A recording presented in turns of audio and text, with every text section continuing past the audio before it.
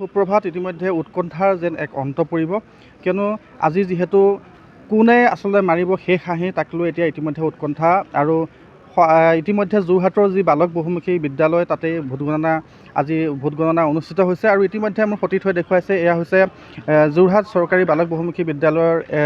যি ভোট গণনা আচলতে ইয়াতে অনুষ্ঠিত হ'ব আৰু ভোট গণনা খন্তেক সময়ৰ পিছতে ভোট গণনা হ'ব আৰু ইতিমধ্যে প্ৰশাসনে কটকটীয়া নিৰাপত্তা বেষ্টনী এক গঢ়ি তোলা দেখা পোৱা গৈছে কিয়নো আজি ভাগ্য নিৰ্ণয় হ'ব লোকসভাৰ যিসকল সংসদ তেওঁলোকৰ আচলতে ভাগ্য নিৰ্ণয় হ'ব আৰু যোৰহাটত ইতিমধ্যে এক হাই ভল্টেজ এৰিয়া ৰূপে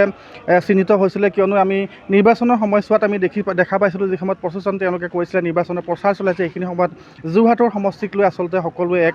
উৎকণ্ঠা হৈছিলে যোৰহাটত কোনে মাৰিব শেষ হাঁহি কিয়নো যোৰহাটত মূল যি যুদ্ধ আছিলে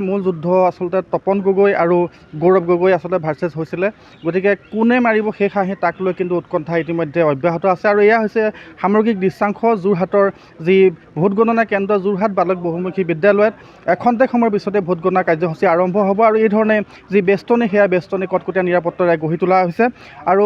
প্ৰতিটো খবৰ আমি আপোনালোকক জনাই যাম চাই থাকিব আপোনালোকে এনি ভাৰত 24।